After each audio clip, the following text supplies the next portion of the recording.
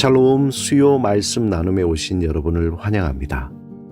이 시간 오늘 말씀을 나누기 전에 성령님께서 지혜를 주셔서 말씀을 통해 들려주시는 하나님의 뜻을 깨달을 수 있도록 기도드리겠습니다.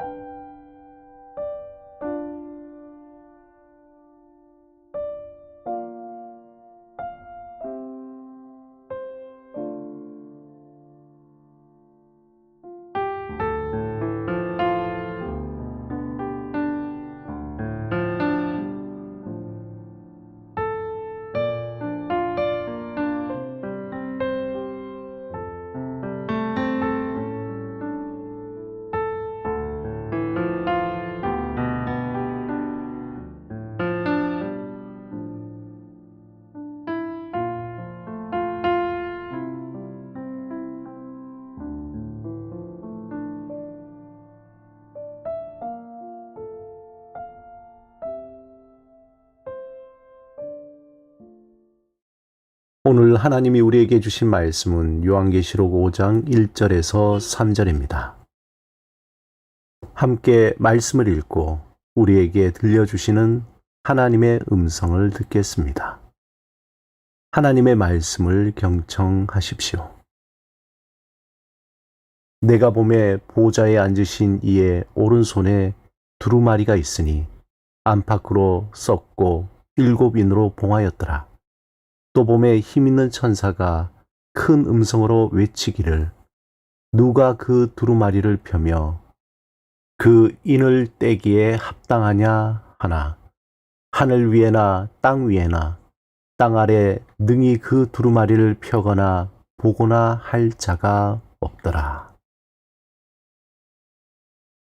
1세기 로마 제국시대에 공식 문서나 계약서로 사용되는 흔한 기록 매체가 두루마리입니다.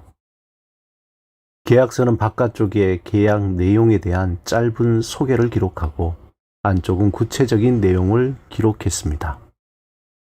특별히 법적인 효력이 필요한 계약서 두루마리는 적어도 3 증인을 의미하는 3개의 인봉으로 공증했습니다. 만약 그 중요도가 높은 것은 인봉을 하나씩 늘렸는데 최대 7개까지 허용했다고 합니다. 가장 최고 등급인 7인봉은 황제의 서신과 같은 공식 문서였습니다. 예를 들어 황제 카이사르는 청원인에게 답변을 보내거나 공식 문서를 보낼 때 7인을 사용했습니다. 요한계시록 5장에서 요한은 성령의 감동으로 또 다른 하늘의 환상을 보았습니다.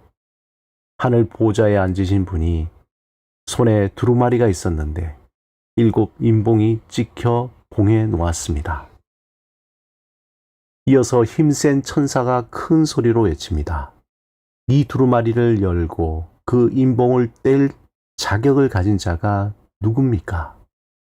그런데 그 두루마리를 열고 그 내용을 볼 수 있는 자가 하늘에도 땅에도 땅 아래에도 도무지 찾을 수 없었습니다. 그러자 요한은 슬피 울고 있었는데 그때 장로 중 하나가 요한에게 말합니다. 울지 마시오. 자, 유다 지파에서 난 그 사자 곧 다윗의 뿌리가 승리했습니다. 그가 두루마리와 그 7 봉인을 열 것입니다. 그러자 요한은 그 보좌와 4 동물 가운데 그리고 장로들 가운데 서 있는 어린 양을 봅니다. 그 어린 양은 이미 도살당한 모습이었고 7 뿔과 7 눈이 있었습니다. 그 7 눈은 온 땅에 이미 보내진 하나님의 7 영입니다.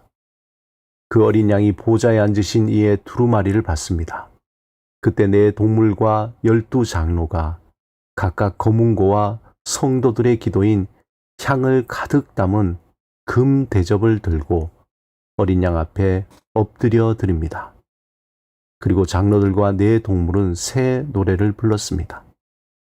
요한은 그 보좌와 동물들과 장로들을 에워싼 많은 천사의 소리를 들었는데 그 수가 만만이요 천천이었습니다. 그들은 큰 소리로 찬양합니다. 본문 1절에 하나님의 오른손에 있는 두루마리는 앞으로 펼쳐질 하나님의 심판 계획이 기록된 책입니다. 이 책을 봉한 7인이 하나씩 떼어질 때마다 심판의 계획이 하나씩 실현될 것입니다. 7이라는 숫자는 완전을 의미하므로 하나님만이 아시는 비밀의 내용이라는 것을 보여줍니다. 요한은 두루마리를 펼치거나 볼 자가 없음에 크게 울었을 때 장로 중 하나가 그것을 행할 것에 대해 구체적으로 표현합니다. 먼저 유대 지파의 사자이며 둘째 다윗의 뿌리라는 것입니다. 이 둘은 곧 메시아를 가리키는 칭호이며 다윗의 자손이신 예수 그리스도를 말씀하는 것입니다.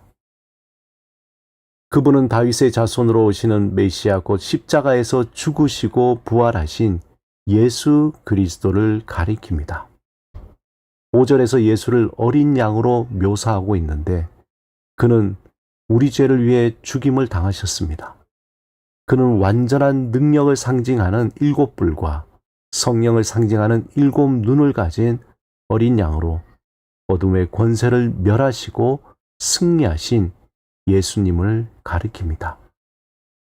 이때 요한이 본 그 장면은 절정에 서서히 다다르게 됩니다.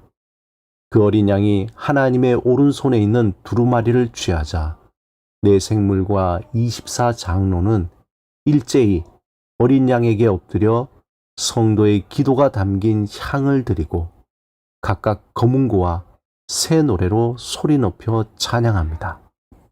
5장 9절의 새 노래는 시간적으로 새로운 노래라기보다는 어린 양의 죽음을 노래한 노래이며 어린 양의 죽음으로 새로운 언약이 완성됨을 찬양하는 노래라는 의미입니다.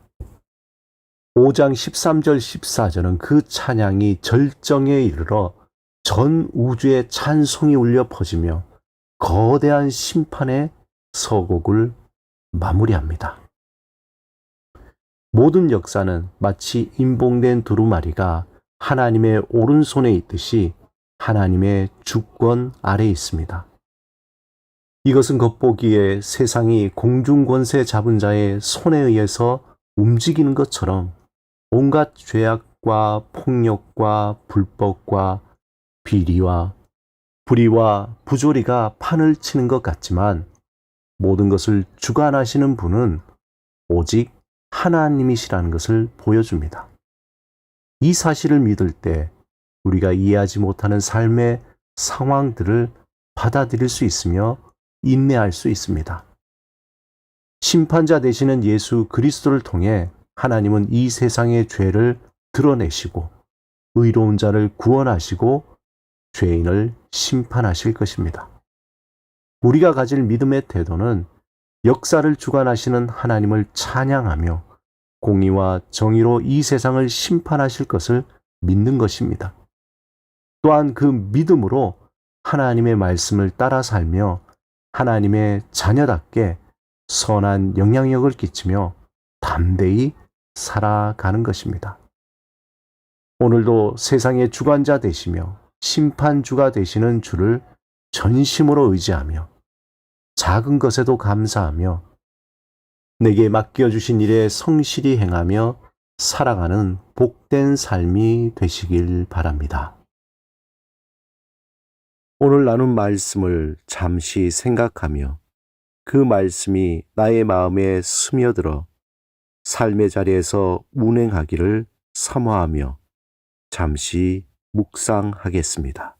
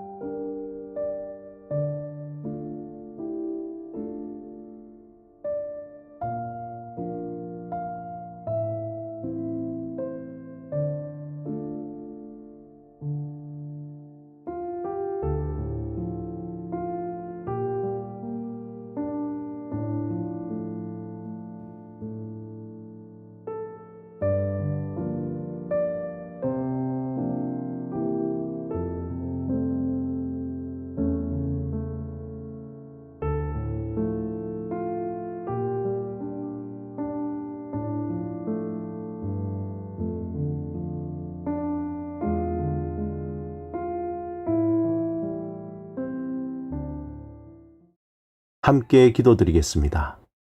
주님, 세상을 주관하시고 죄악을 심판하시는 분은 오직 주님뿐임을 알게 하소서.